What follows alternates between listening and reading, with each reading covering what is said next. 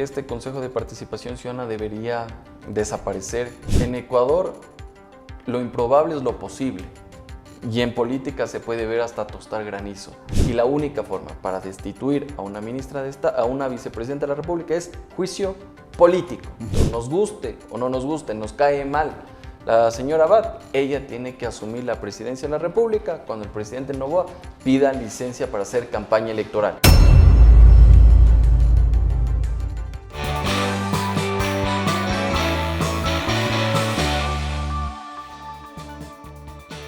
Hay un contexto que hay que tomarlo en cuenta en estos días y que tienen que ver con la coyuntura de la designación de autoridades de control, entre ellos la denominación o el concurso que hay que llevar adelante para designar al fiscal general de la Nación. Un tema que se lo desarrolla en el ámbito del Consejo de Participación Ciudadana y Control Social y que ha merecido algunas observaciones respecto a lo que están haciendo los consejeros en este caso y que determina pues en un reglamento que permitirá llevar adelante este concurso. Y también hay otras circunstancias en el Consejo de la Judicatura, como designación también de jueces nacionales, que es otro tema que también se lleva adelante en este momento en nuestro medio. Para hablar de este tema hemos invitado al constitucionalista de nuestro país, al doctor André Benavides, para conocer su punto de vista de cómo se está contextualizando este tema para designar un nuevo fiscal que reemplazará al actual fiscal, la doctora Salazar. Gracias por estar en la entrevista, doctor André. No olviden que estamos en las plataformas de Global Opinion, estamos en YouTube, en nuestro canal. Usted puede suscribirse, nos ayuda con sus likes y sus comentarios. En las otras plataformas como Facebook, como X, antes Twitter, Instagram, como Spotify y también en TikTok, va a encontrar usted alternativas informativas como resúmenes de noticias en el ámbito nacional e internacional que van a ser de su interés. Síganos también en estas plataformas. El programa llega gracias al apoyo de Kubiec, más que un buen acero, de Thunder Mahmood, más fuerte, más versátil, más eficiente.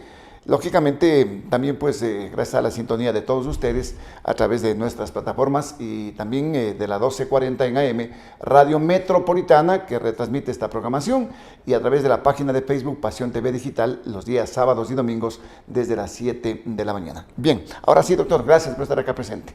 ¿Cómo ve usted la situación de lo que está pasando en este momento en el Consejo de Participación Ciudadana respecto a estos temas de estos concursos? ¿Cómo está, estimado Osvaldo? Un cordial saludo para usted y para toda la audiencia. Creo que estamos en un momento bastante difícil en lo que tiene que ver no solo con el concurso de fiscal general del Estado, sino de otras autoridades que en su momento ya debían haber sido cambiadas, como es el caso del Consejo Nacional Electoral. Pero en estricto sentido, hablando del concurso de fiscal general del Estado, vemos que esto ha sido un proceso tropezado, ha sido un proceso que todavía no inicia, por así decirlo, porque la anterior semana recién se expidió el reglamento, un reglamento que tiene un montón de dificultades. Y en ese sentido parecería que el Consejo de Participación Ciudadana no quiere nombrar al nuevo o a la nueva fiscal general del Estado, sino que están viendo la manera de cómo allanar el camino para que Diana Salazar, cuando tenga que salir del puesto, permita que se nombre un fiscal general a dedo, un fiscal general interino, un fiscal subrogante que cumpla con los designios que tienen los señores del Consejo de Participación Ciudadana. Si bien es cierto, el Código Orgánico de la Función Judicial dice que hasta que no se nombre el titular del organismo, se puede prorrogar en funciones, es decir, pero dice podrá prorrogarse, no es obligatorio. Y usted tampoco no es que puede obligarle a la fiscal general del Estado que se quede en el cargo, ¿ya? Y aquí con la interpretación, con la pirueta jurídica que pueden darle los señores del Consejo de Participación Ciudadana, tranquilamente podrían nombrar una autoridad a dedo. ¿Por qué no se quiere nombrar o por qué no se avanza con este reglamento y luego pues vendrá lógicamente este concurso, doctor? Pero al parecer por los tiempos esto no va a terminar en el mes de abril, ¿no? Entonces allí está la cosa. A ver qué puede suceder. Hay intereses políticos de varios sectores que están incluso representados en el propio Consejo de Participación Ciudadana.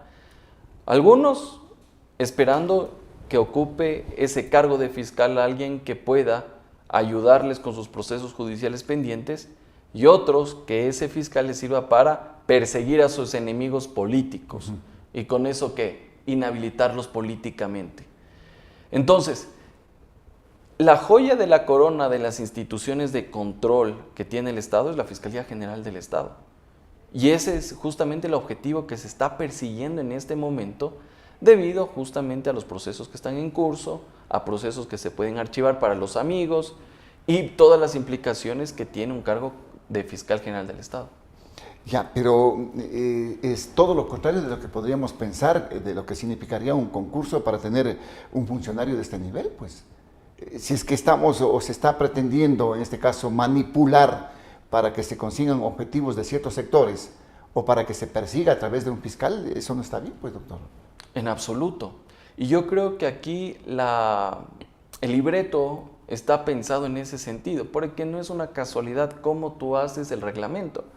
Usted recordará, Osvaldo, que hace un mes más o menos dictaron el primer reglamento, que era una vergüenza, en la cual prácticamente inhabilitaban a los abogados en libre ejercicio para participar, más allá de otras cuestiones técnicas que omitió el reglamento. Pero conceptualmente, si uno revisa tanto el primer reglamento como este, que supuestamente lo mejoraron, vemos que está armado para que llegue el candidato más flojo. No para que llegue el mejor abogado que pueda ocupar el cargo de fiscal general del Estado. ¿Por qué el más flojo en este caso? Pongámosle con un ejemplo sencillo. Se había cuestionado y se había dicho que inclusive en el primer, digamos, borrador del reglamento podrían entrar cualquier profesional del derecho que inclusive pueda tener algunos nexos con la delincuencia. Mire, si uno mira el reglamento en lo que tiene que ver con la fase de méritos, dan cierto tipo de puntaje en función de la preparación académica, de la experiencia laboral, de las obras escritas. Pero si nos remitimos al tema de preparación académica, solo 2 puntos le diferencian de alguien que tiene un PhD en una universidad extranjera de alguien que hubiera hecho una maestría en la Universidad Patito aquí en Ecuador. 2 puntos. Entonces, claro, tú hiciste una maestría aquí en Ecuador, prácticamente te consigues por ahí unos 2 puntos adicionales por las acciones afirmativas y le alcanzaste al que tiene PhD. Entonces vemos que el reglamento como tal está ideado en ese sentido. El PhD no pesa demasiado, digamos, en este caso. En absoluto. En absoluto. Te separan 2 puntos del que tiene una maestría a nivel nacional. Y por otro lado, este reglamento está tan mal hecho, estimado Osvaldo, que se establecía como inhabilidad para ejercer el cargo de fiscal el no haber tenido una sentencia condenatoria ejecutoriada. Es decir, que están pidiendo como requisito que el abogado que va a participar haya sido sentenciado. Eso es lo que dice el reglamento. Artículo 20, numeral 22, lo dice, no es un invento mío, es algo que dice el reglamento.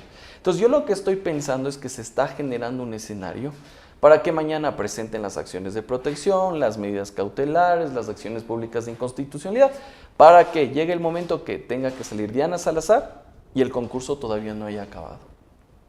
Es que entonces hay una intencionalidad en ese aspecto. O sea, es que se prorrogue la actual fiscal Diana Salazar o no sé, pues que determine la propia fiscal que estaría terminando su gestión en el mes de abril, ¿no? A mí me parece que no es la intencionalidad prorrogar a Diana Salazar. Recordemos que este propio Consejo de Participación Ciudadana quiso hacer una revisión de oficio a la designación de Diana Salazar. Y eso le costó el puesto a Allen Berbera. Exacto, le iba a decir, pero eso fue anteriormente con el tema de Allen Berbera, ¿no? Claro, por supuesto. Por eso yo puedo decirle que no es que tengan aquí un tipo de favoritismo o necesidad o aspiración de que Diana Salazar quede en el puesto. Si los mismos que están sentados ahí eran los que querían tumbarse a Diana Salazar.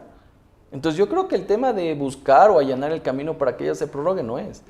Aquí el punto es que ella salga y nombrar a alguien a dedo. Ya, y hay posibilidades, ¿es factible nombrar a alguien a dedo? Sin que siga el debido proceso, digamos, el tema del concurso, doctor. Vea, en Ecuador lo improbable es lo posible. Y en política se puede ver hasta tostar granizo. Vamos con un ejemplo sencillo. Así pasa, ¿no? Vamos con un ejemplo sencillo. No de este consejo, sino del anterior, del transitorio. Con la cantaleta de que Pablo Celi supuestamente era impoluto, lo dejaron a un contralor encargado, cuando Sí, ya, claro. ya debía haber salido cuando se lo destituyó a Carlos Polit. ¿Y qué es lo que dijo el Consejo? Ah, es que tenemos como aspiración... Pero ese fue el transitorio, Fue ¿no? el transitorio, ese sí. que tanto decían que Sí, ha sido pero- lo más espectacular que le ha pasado al país. Pero vamos con algo. Ay, ¿qué es lo que dijeron? ¿Cuál fue la motivación que tuvieron para dejarlo al señor Celi? Que supuestamente la aspiración era crear un bendito tribunal de cuentas. Y cuando se cree el bendito tribunal de cuentas, ahí va a salir el señor Celi. ¿Y qué pasó? El señor procesado penalmente y el tribunal de cuentas ni existe. ¿Y qué es lo que hizo? El Consejo Transitorio. Justamente lo puso ahí. Y lo dejó algunos años hasta que cumpla con el Y objetivo. prácticamente lo blindó, ¿no? En este caso. Así es. Así Ya. es. Y Pero- por eso pero no lo ¿cuál podían era- ni seguir cuál- juicio político. Oiga, ¿cuál era el objetivo entonces de tenerlo a Celi? Porque usted señala hasta que cumple el objetivo. Bueno, en este caso supuestamente el señor era el que iba a enderezar la Contraloría, etcétera, pero al final lo que hizo fue un objetivo político, molestar a algunos y hacerse loco con otros. Claro, es que lamentablemente es lo que pasa en la justicia y lo que pasa en la institucionalidad del país. Ese consejo de transitorio fue realmente quizás nefasto para la institucionalidad del país, doctor. Yo creo que el Consejo de Participación Ciudadana Transitorio tuvo una de cal y una de arena. Creo que hay algunas cosas positivas que sí hizo bien, sí hay que reconocer que fue incumplimiento de un mandato popular, pero en otras que se equivocó, como es el caso del señor Celi. Otras en las cuales no tenía competencia. Yo era uno de los que decía que no tenía competencia para tumbarse a la Corte Constitucional. Porque eso no era parte del mandato ¿Y usted se popular. acuerda los problemas que hubieron en el tema del Consejo de la Judicatura igualmente, pues, el que designaron prácticamente? Claro, después a usted dedo. tiene el... Claro, ¿y qué es lo que pasó? Una cosa es que ceses en funciones y llames a concurso inmediatamente, y otra cosa muy distinta, que en este caso a la persona que le cesaste termines poniendo otra a dedo, sin concursos, sin méritos, sin nada. Y por eso estaba ahí el doctor Merlo, comenzaron a nombrar superintendentes a dedo, defensor del público a dedo, defensor del pueblo a dedo. ¿Y qué? La desinstitucionalización es solo con encargados. Y hasta casi ahora se mantiene este tema, ¿no? Lamentablemente eso es lo que no se han dado cuenta la ciudadanía de lo que sucedió con ese Consejo de Participación Transitorio. Ahora, en sí mismo usted dice, es la joya de la corona el tema de la Fiscalía, por estos hechos de que se puede perseguir delitos o perseguir políticamente, doctor. Es que la función de la Fiscalía es justamente ser el titular de la acción pública penal. ¿Para qué? Para perseguir delitos, para sancionar delitos. Obviamente que el fiscal no es el que sanciona, pero sí es el que lleva a cabo la investigación, formula cargos y un juez será el que finalmente determine la responsabilidad de determinada persona. Pero sí creo que la Fiscalía también en algunos casos ha actuado para perseguir políticamente. Y no estoy... Pero le dirán, ¿a quién ha perseguido políticamente la Fiscalía en este último tiempo? O sea, no necesariamente políticamente en el ámbito electoral, pero, por ejemplo, algo que sí llamó la atención y que fue cuestionado por el foro jurídico, tiene que ver con lo último que ocurrió con dos jueces de la Corte Nacional de Justicia que dieron un fallo favorable al señor Terán. Inmediatamente para del que habeas lo corpus trasladen de la Roca a otra a la cárcel 4. acá ¿Y en qué es Quito. lo que pasó? Las dos juezas fueron allanadas después de la Hubo resolución. un exceso de poder, digamos, en este Yo caso creo que sí, de la fiscal. yo creo que sí, hay cosas positivas que sí. O en por efecto, temas sí. que se dan en el ámbito también que involucran al expresidente Correa o al ex vicepresidente Glass, ¿podría ser por ese tema? No necesariamente, no necesariamente. Yo creo que han existido excesos. Porque ahí se vincula con el tema político, pues, doctor Andrés. Ah, claro, ahora que tenga sus reparos el tema de arroz verde, sí, pero usted tuvo ahí los recursos legalmente previstos para apelar, casación, etcétera, etcétera. Y bueno, ya tenemos sentencia condenatoria y ejecutoria, que algunos pueden interpretarlo políticamente como que lo que se intentó fue bloquearlos para que no sea candidato. Bueno, es una interpretación, pero el señor Correa ya no podía ser candidato, ya había cumplido 2 periodos, así que la inhabilitación por la sentencia... Claro, pero no tiene por pudo ahí haber sido sentido. candidato a la vicepresidencia, ¿no es cierto? También lo que se evidenciaba. En todo caso, esta situación podría tener otro viso si estuviera un buen concurso, doctor, si estuvieran las cosas transparentes, hechos de que no se están evidenciando en este momento en el Consejo de Participación. Bueno, yo creo que todos los ciudadanos y los abogados en libre ejercicio y creo que el público en general estamos pidiendo un concurso transparente, un concurso llevado de manera rigurosa, de manera correcta, que permita tener una autoridad en la Fiscalía General del Estado que responda a los más altos intereses del país y no intereses políticos, ni intereses personales y peor aún de los narcotraficantes o de los delincuentes que pertenecen a estos grupos de delincuencia organizada, valga la redundancia. Es lo que buscamos como país.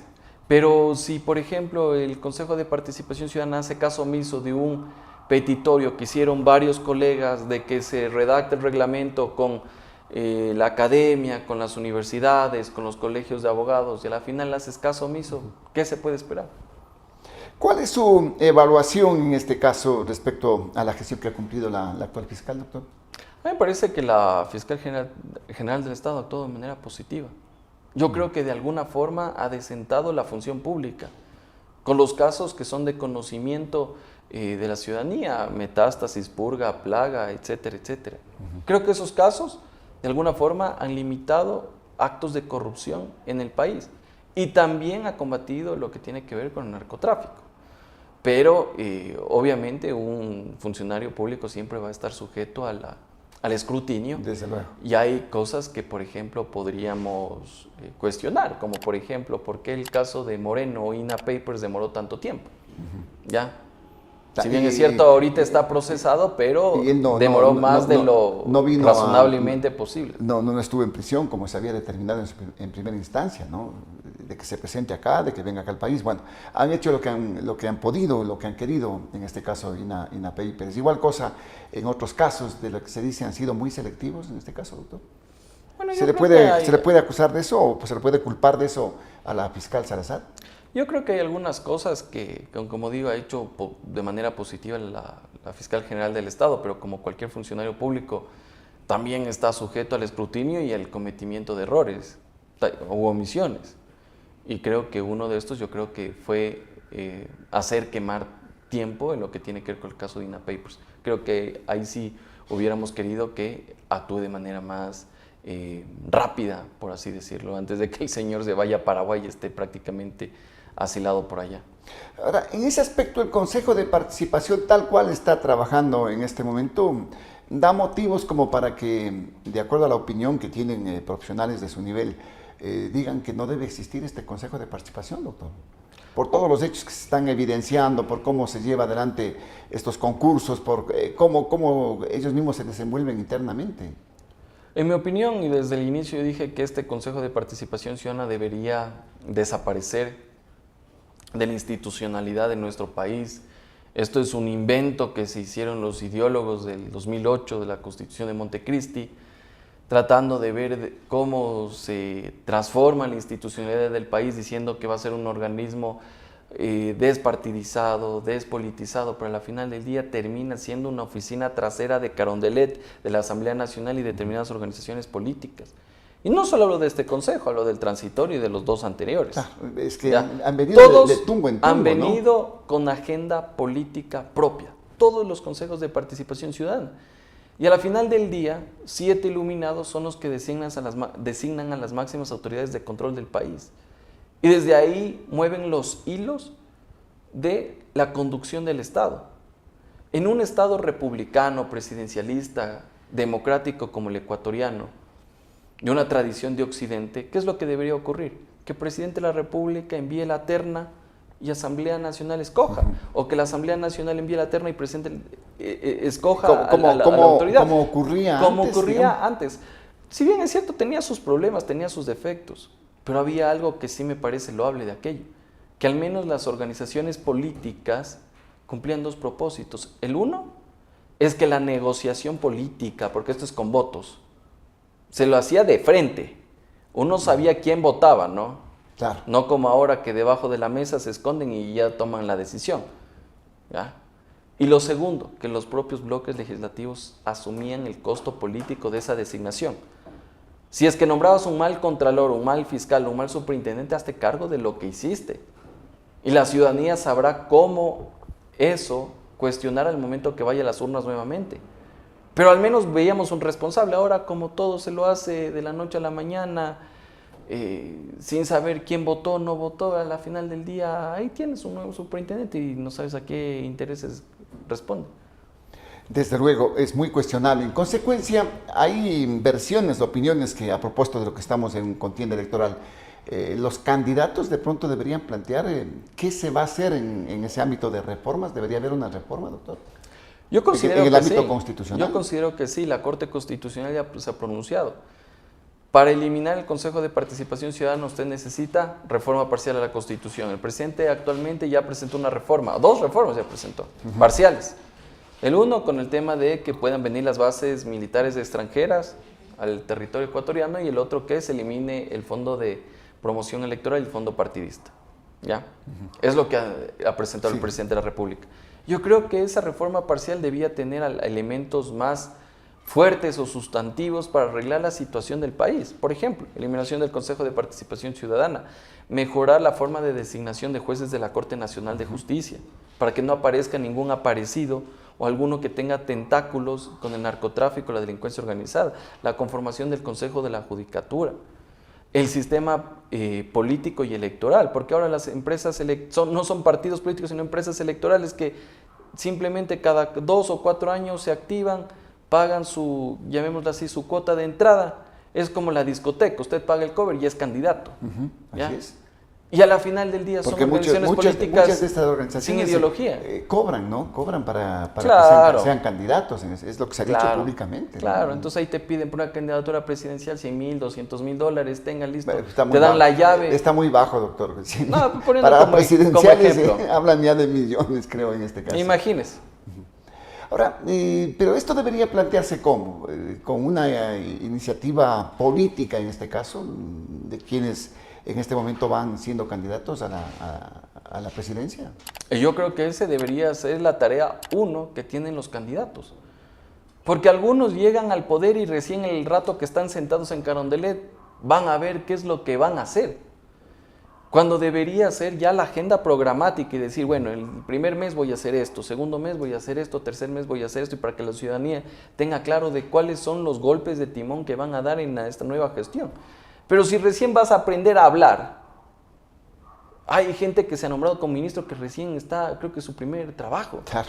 Si que ni siquiera saben... Mi primer gran empleo. Claro, ni siquiera saben hablar en público, los términos para el cargo que están ocupando. Con eso es prácticamente una pasantía remunerada que le estás dando a esa persona mientras el pueblo está jodido. Entonces yo creo que es importante ir con un panorama claro de lo que se debe hacer y no recién ir a aprender o a improvisar. Desde luego, todas estas consideraciones hay que hacerlas también por parte de la ciudadanía y exigirles a los candidatos, en este caso, que vayan determinando qué es lo que van a hacer en ese ámbito político para tratar de superar ese marasma que tenemos en este ámbito, doctor, además de lo que tenemos en la parte energética y otro tipo de cosas, en la parte económica, pero sí en la parte política también. De acuerdo, y yo creo que los candidatos tienen que ir con un cronograma diciendo, primer mes voy a hacer eso. A mí me parece un ejercicio interesante lo que hizo el candidato Cucalón. Ya dijo quién iba a ser su gabinete. Y uno ya sabe más o menos por dónde van a ir el tema de la rectoría de la política pública. Y al menos sabes por dónde, para qué lado se peinan los ministros o los futuros ministros. Eso deberían hacer los otros candidatos, para saber siquiera tienes equipo de trabajo. Y creo que también eso se debería complementar con qué es lo que vas a proponer. Porque mire, cuando vas al CNE, ¿qué es lo que haces? Propuesta de campaña. Presentan 30, 40, 50, 100 páginas y a la final son puntos en común. Vamos a mejorar la vialidad del país, pero no te dicen ni cómo, ni cuándo, ni de dónde. Exactamente. Que vamos a reducir el desempleo, pero no te dicen bajo qué política. O que vamos a mejorar las condiciones laborales, pero no presentan Claro, un proyecto de ley, no prácticamente dice nada. El baratillo de oferta. Oiga, es un copy-paste de un plan de gobierno, por ejemplo, ¿no? Se Exactamente. llenan ahí ya. Un plantillazo. Y aquí está, y aquí está. Pero en el ámbito constitucional, doctor, hay cosas que tienen que irse definiendo, el propio lo del Consejo Nacional Electoral que estábamos señalando. ¿Qué deberían hacer los consejeros que cumplen ya su tiempo en el mes de noviembre, el próximo mes? Renunciar o irse. Entregar las llaves e irse. Porque no aquí pueden estar... Pero usted acaba de decir que pueden prorrogar. No. En este caso. Fiscal General del Estado estoy hablando. El fiscal general. En el caso del CNE no funciona así. Ya. Otra cosa es que la interpretación que le hayan dado es que, como no hay titular, ¿y qué es lo que pasa? Que hay una trampa también en el Código de la Democracia, que dicen que cuando hay un proceso electoral no pueden ser removidos, ni juicios políticos, nada. Entonces de eso se han agarrado, hablan de la consulta popular en un pueblito chiquito y dicen, proceso electoral, nadie me toca. Entonces para mí el Consejo de Participación Ciudadana debía haber hecho este concurso hace rato, pero no lo ha hecho porque también las fichas políticas también se mueven en el Consejo Nacional Electoral. Hay intereses también allí. Por supuesto. Pero ¿se puede esperar que estos consejeros que están con la señora Tamaía a la cabeza vayan a renunciar, doctor? No. ¿Y quién les da el aval para que ellos puedan continuar? El propio el Consejo de Participación Ciudadana, que no convoca. Y los señores felices ahí prorrogados automáticamente. Están prácticamente atornillados en el puesto y no quieren salir de ahí. Entonces, ¿qué podremos determinar entonces? También hay intereses. Para mí, hay la Asamblea Nacional debía haber llamado a juicio político hace rato. Pero como tenemos este blindaje del Código de la Democracia cuando están en periodo electoral, no pueden seguirles juicio político. Y por eso es que no los pueden sacar. Es una cosa tremenda, ¿no?, lo que se vive en el país. Hay otros temas también que son de coyuntura en este momento. ¿Qué va a pasar con la vicepresidenta de la República y esa posibilidad constitucional de que ella tiene que asumir cuando el presidente Noboa ya esté en campaña oficial me refiero, ¿no?, en el mes de enero? Vea, Osvaldo, la Constitución es clara. Ante ausencia temporal o definitiva del primer mandatario, quien asume es la vicepresidenta. Y en este momento, nos guste o no nos guste, nos cae mal la señora Abad, ella tiene que asumir la presidencia de la República cuando el presidente Noboa pida licencia para hacer campaña electoral. No hay por dónde perderse. Y eso es lo que se debe hacer. Otra cosa es que tú escogiste a una candidata a vicepresidenta, creo que en una kermés, en una feria, y ni siquiera sabías qué era. Y a la final del día te terminas enterando que has sido una persona que actúa de determinada manera y que te puede serruchar el puesto. Es otra cosa, ¿ya? Pero ahí también hace el mea culpa, porque no es que te le impusieron, tú escogiste candidato también. Claro. Ya, pero legalmente entonces es la vicepresidenta, pero le están buscando pues muchas cosas. Claro. El contencioso electoral. Vea, aquí se ha aprobado de todo. O sea, aquí al menos en lo que Ecuador no falta es iniciativa. Pero es iniciativa no para hacer el bien, sino que para ver la forma de cómo torcer la Constitución y la ley. Y lo peor de todo es cuando hay una persona... un tonto con iniciativa, porque la mayor parte de esas propuestas que se han hecho en este momento son cuestiones que rayan en lo absurdo. Imagínese usted, Osvaldo, que están pidiendo o están impulsando un sumario administrativo en contra de la vicepresidenta de la República. A eso me iba a ir. Le están buscando algunas alternativas. Y ya han intentado juicio penal, procesamiento penal por el caso Nené. No tuvieron los votos en la Asamblea Nacional. Dictamen con el Procurador General del Estado. El Procurador dijo, ¿saben qué? Yo me lavo las manos porque aquí donde doy el dictamen favorable me siguen juicio político. Y tercero, este sumario administrativo que no tiene pies ni cabeza. Ya, pero con lo dicho por el Procurador, este sumario administrativo podría propiciar o un resquicio de pronto para que la destituyan por incumplimiento de funciones. En absoluto, porque no puede destituir el ministro de Trabajo a alguien que fue electo por mandato popular y que tiene un procedimiento de cesación. Y la única forma para destituir a una a una vicepresidenta de la República es juicio político. Ya. Ahora, que tú quieres decirle, como es embajadora, se somete a la ley del servicio público y que porque no ha llegado 3 días al trabajo es abandono y con eso de carambola le haces la inhabilitación para ejercicio de cargo público como es el de vicepresidenta, ahí estás hablando tonteras. Porque si no vamos bajo ese mismo contexto, Que siga el Ministerio de Trabajo, Sumarios Administrativos, todos los ministros que llegan a 10 de la mañana recién a asomar la nariz en las carteras de Estado, que llegan atrasados todos los días. O presidente de la República, no sabemos a qué horas llega a Carondelet, no tiene su horario de oficina. Entonces, son funciones inherentes que no se puede aplicar el régimen general de la ley del servicio público. Pero aquí, con tal de ver la manera de cómo sacársela de un lado a la señora Abad, están haciendo cuestiones que rayan en lo absurdo. Ahora, pero en la parte política podría suceder, pues, doctor. Bueno, en lo político, puede ser de que ahí digan, sí, el sumario sirve y se fue. No la reconocemos y no le vamos a entregar el poder en el momento que tenga que reemplazar al presidente. En Ecuador lo improbable es lo posible, ya decíamos, Waldo, y no se sorprenda que mañana termine renunciando la señora Abad o terminen poniendo un ministro de Estado como encargado. Le dicen, vea, cómo está la señora en Turquía y no puede estar aquí, un ministro de Estado, lo nombras. O finalmente la presidencia queda en acefalía. O sea, tantas cosas que pueden pasar que uno ya ni siquiera puede especular con los escenarios que se pueden dar en el país. El presidente puede ser un candidato a presidente en este caso, y de lo que se argumenta, para no entregarle a la señora para que lo subrogue, que él podría seguir trabajando y hacer campaña desde las 5 de la tarde. ¿Podría darse este caso? No se puede dar ese caso. A ver, porque aquí también, ahí vamos otra vez. Hay tontos que tienen iniciativa, ¿ya? Y le van a hacer cometer un error al presidente. Porque algunos dicen, bueno, que el presidente de la República renuncia a hacer campaña electoral. Bueno, si tú renuncias a hacer campaña electoral, le estás diciendo que el presidente no vaya al debate electoral. Y el no comparecer al debate electoral, ahí sí supone inhabilitación para ejercer cargo público.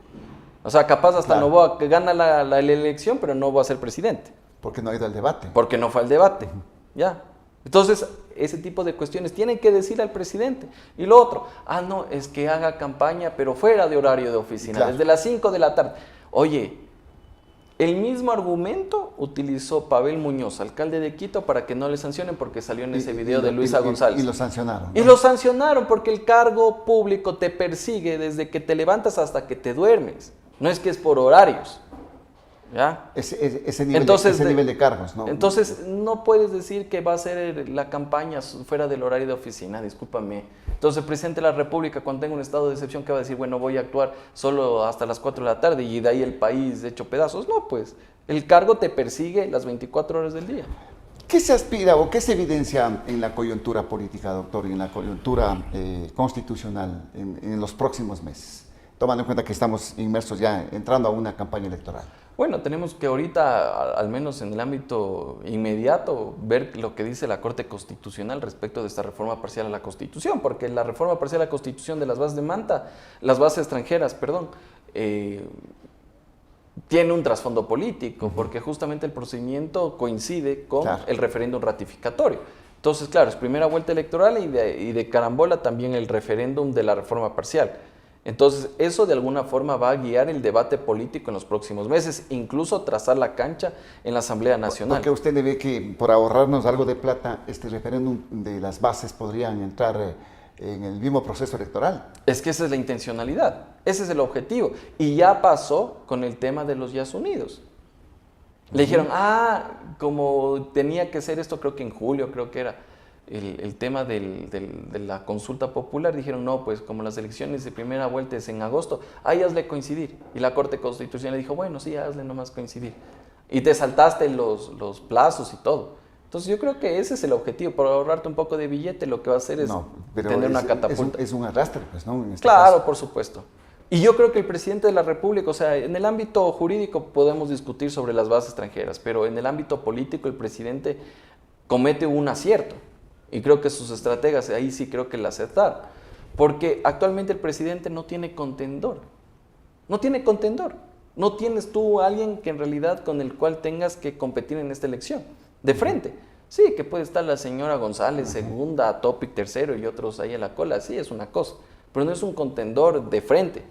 Pero en cambio el presidente con esto lo que hizo fue polarizar al menos la consulta popular o el referéndum ratificatorio. Porque dice, oye, ¿estás de acuerdo con las bases extranjeras que van a combatir a los delincuentes o estás del lado de los delincuentes que no quieren bases extranjeras? Y lo propio va a pasar ese debate en la Asamblea Nacional. Y ahí metámosle un ingrediente adicional.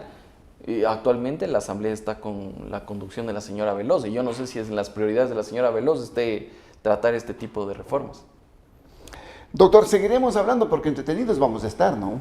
En estos últimos meses. Bueno, siempre estamos así en la parte política, medios convulsionados igualmente en todo nivel en este momento en el país. Ahora, agradecido por su presencia, muy amable, doctor. Muchas gracias por la invitación, Osvaldo. Un cordial saludo para todos. Gracias al doctor André Benavides, constitucionalista de nuestro país, aquí en la programación de Frente al Personaje. No olviden en nuestro canal de YouTube, suscríbase, ayúdenos con sus likes y también con sus comentarios, que son realmente muy, pero muy importantes. Frente al Personaje llegó a ti gracias a Kubiec, más que un buen acero. Thunder Mammoth, más fuerte, más versátil, más eficiente. Gracias por acompañarnos. Recuerde que estamos con ustedes de lunes a viernes a partir de las 19 horas por YouTube. Nos vemos mañana con nuevos personajes y un nuevo tema. Denos like y comparta esta programación. Soy Osvaldo Morocho Ampudia. Nos vemos pronto.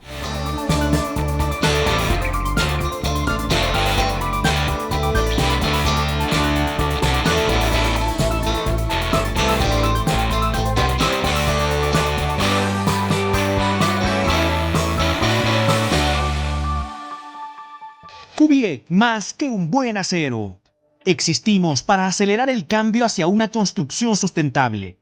Somos la primera industria del sector del acero, metalmecánica y productos para la construcción en ser empresa carbono neutro. Te presentamos nuestros productos: edificaciones metálicas, cubiertas de acero, cubiertas fotovoltaicas, tubería de acero, tubería eléctrica, construcción en seco, paneles prefabricados de hormigón alivianado y encofrados metálicos. Kubiec, más que un buen acero. Él es Baltasar Ushka, el último hielero. Esta es la Thunder Mammoth M2, el primer motocarro de carga. ¿En qué se parecen estos dos personajes del Andes ecuatoriano? Que nacieron para ser los fuertes del trabajo pesado.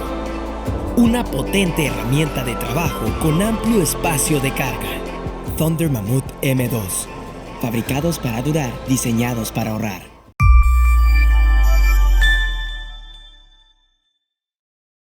Los criterios de nuestros invitados no representan la opinión de este medio de comunicación.